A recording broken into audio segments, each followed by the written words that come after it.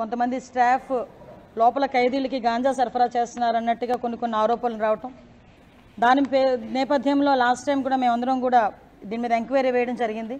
కొన్ని నిజాలు బయటపడిన తర్వాత కొంతమందిని కూడా అక్కడ నుంచి సస్పెండ్ చేయడం కూడా జరిగింది.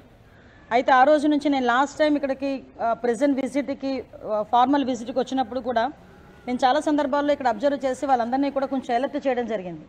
ఎందుకు ఈ మాట చెప్తున్నానంటే, ప్రతిసారి మేడం ఏంటి లాస్ట్ 5 years గురించి మాట్లాడతారని మీరు అనుకోవచ్చు, కానీ ఆ ల్యాప్సెస్ అన్నవి చాలా క్లియర్గా మేము ఫేస్ చేయాల్సిన పరిస్థితి వచ్చింది.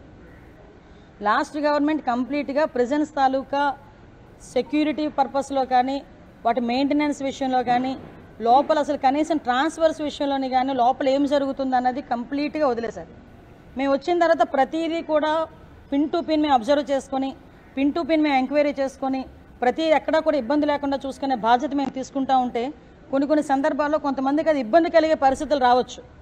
ఆ ఇబ్బందులు ఎవరికి ఎన్ని ఇబ్బందులు కలిగినా కూడా సెక్యూరిటీ సేఫ్టీ అన్నది ముఖ్యం. కాబట్టి ద సేమ్ టైం లోపల ఎలాంటి ప్రిజనర్స్ మనం అనేసరికి లోపల ముద్దాయిలందరూ కూడా రకరకాల కేసుల్లో బయటకు వచ్చిన వాళ్ళు ఉంటారు.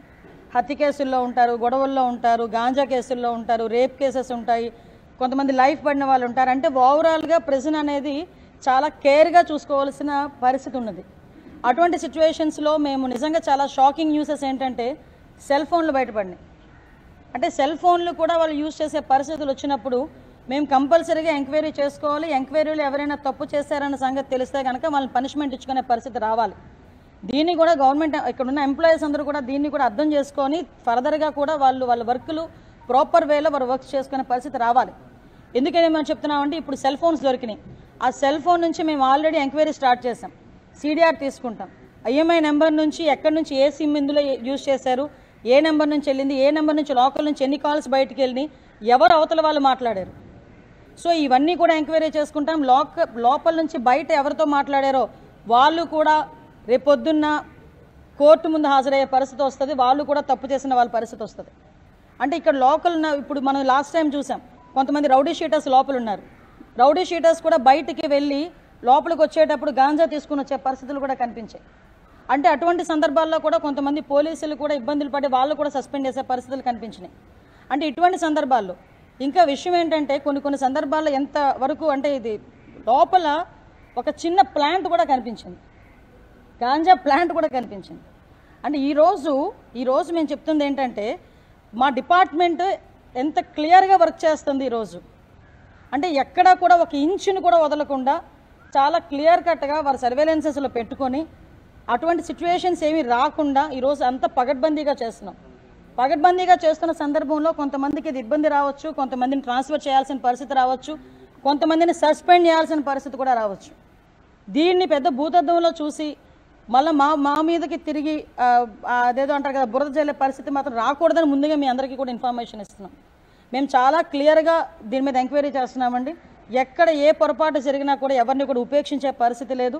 ఆ ఎంప్లాయీస్ అయినా కూడా నేను ఇప్పుడే అందరికి కూడా చెప్పి వచ్చాం. ఈరోజు లాస్ట్ మించుమించు మీరు నమ్ముతారా, ప్రిజన్స్లో కానీ పోలీస్ స్టేషన్స్లో కానీ 5 సంవత్సరాల పైన ఈరోజు వరకు కూడా కొంతమంది ఎంప్లాయీస్ పాతుకుపోయి ఉన్నారు. కొన్ని సందర్భాల్లో వాళ్ళతో ఉన్న రిలేషన్ పెట్టుకుంటారు, లోపల వాళ్ళు ఖైదీలతో కొంత రిలేషన్ పెట్టుకుంటారు. అంటే నేను అందరినీ చెప్పట్లేదండి, కొంతమంది వ్యవహారం జరుగుతుంది. కాబట్టి అటువంటి పరిస్థితులు ఏంటంటే ఉదయం నుంచి సాయంత్రం వరకు ఒకే దగ్గర కూర్చుంటాం కాబట్టి ఏదో మాట కలుస్తుంది, కానీ అది యాక్షన్లోకి రాకూడదు బయటకు వచ్చిన తర్వాత.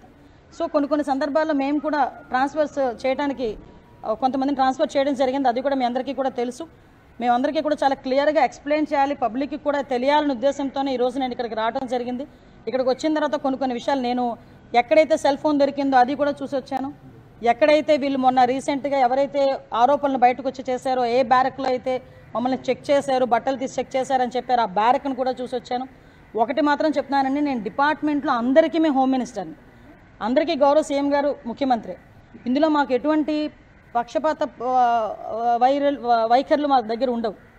అందరూ మా కుటుంబ సభ్యులే. కానీ తప్పు చేస్తే ఎవరినైనా పనిష్ చేస్తాం. గవర్నమెంట్కి ఎక్కడ కూడా చెడ్డ పేరు రాకుండా, ఇక్కడ స్టాఫ్కి ఎక్కడ చెడ్డ పేరు రాకుండా చేసుకోవాల్సిన బాధ్యత కూడా అందరి మీద ఉంది. దయచేసి మీరందరూ కూడా సహకరించాల్సిందిగా కోరుకుంటున్నా. మా పత్రికా సోదరులకు కూడా మీ అందరికీ కూడా ఒకటే విన్నపం, ఏం జరిగిందన్నది మీకు క్లియర్గా మేము ఎక్స్ప్లెయిన్ కూడా చేస్తాం. ప్రతి ఒక్క విషయాన్ని ఎక్స్ప్లెయిన్ చేస్తున్నాం పబ్లిక్, ఎందుకంటే మీరే ప్రజలకి మాకు ప్రభుత్వానికి మధ్యలో ఉన్న వారధులు. మీ దగ్గర మీకైనా క్లియర్గా ఇన్ఫర్మేషన్ ఇవ్వాలి కాబట్టి ఈరోజు ఇక్కడ ఒకసారి చూసి మీతో మాట్లాడడం జరిగింది.